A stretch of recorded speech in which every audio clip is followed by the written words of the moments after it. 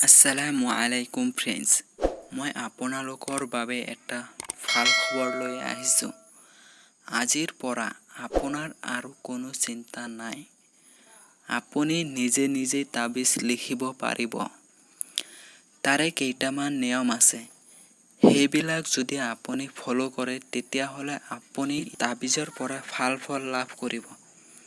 আৰু এইবিলাক যদি মানি নচলে তেতিয়াহ'লে কিন্তু আপুনি ইয়াৰ পৰা কোনো ফল নাপাব। তাৰ বাবে আপুনি ভিডিঅ'টো সম্পূৰ্ণ চাই থাকক। আৰু ইয়াৰ পৰা কিবা বুজি পোৱাত অসুবিধা হ'লে কমেণ্ট বক্সত এতিয়াই কমেণ্ট কৰক। তাৰ আগত মোৰ এটাই ৰিকুৱেষ্ট, আপুনি যদি এই চেনেলত নতুনকৈ ভিজিট কৰি আছে তেতিয়াহ'লে ছাবস্ক্ৰাইব কৰি ৰাখিব। এনেকুৱা আৰু নতুন নতুন ভিডিঅ' সকলোতকৈ আগত পোৱাৰ বাবে। এতিয়া বলক ভিডিঅ'টো আৰম্ভ কৰোঁ। যিসকলে তাবিজ ব্যৱহাৰ কৰে বা লিখে তেওঁলোকে এই 7টা নিয়ম ফলো কৰিব। নিয়মবোৰ হ'ল: সত্যবাদী হ'ব লাগিব। কোনো তাবিজ লিখাৰ 2 সপ্তাহ আগৰ পৰাই কোনো মিছা কথা নক'ব।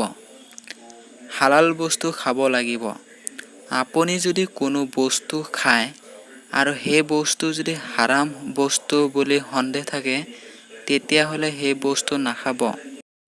জোৰে জোৰে কথা কোৱা বন্ধ কৰিব লাগিব। আপুনি যদি কাৰোৰ লগত জোৰে জোৰে কথা কয় তেতিয়াহ'লে কথা কোৱা বন্ধ কৰিব লাগিব। আৰু যদি আপুনি অতিৰিক্ত কথা কয় সেইটোও বন্ধ কৰিব লাগিব। পাক পবিত্ৰ হৈ থাকিব লাগিব আৰু গুনাহৰ পৰা দূৰত থাকিব লাগিব। পাক পবিত্ৰ অৱস্থাত তাবিজ লিখিব লাগিব। আপুনি তাবিজ লিখাৰ সময়ত পাক পবিত্ৰ হৈ ল'ব, নহ'লে আপোনাৰ পাপ হ'ব।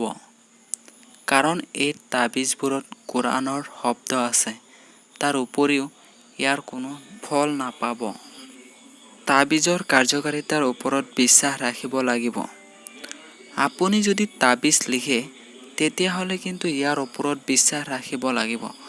তাবিজ লিখাৰ পিছত যদি আপুনি ভাবে কাম হ'বনে নহয় সেইটো কিন্তু নাভাবিব।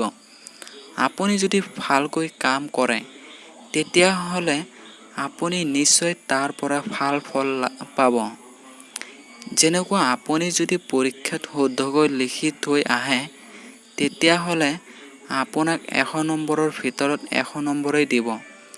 এইটো কিন্তু খাটাং।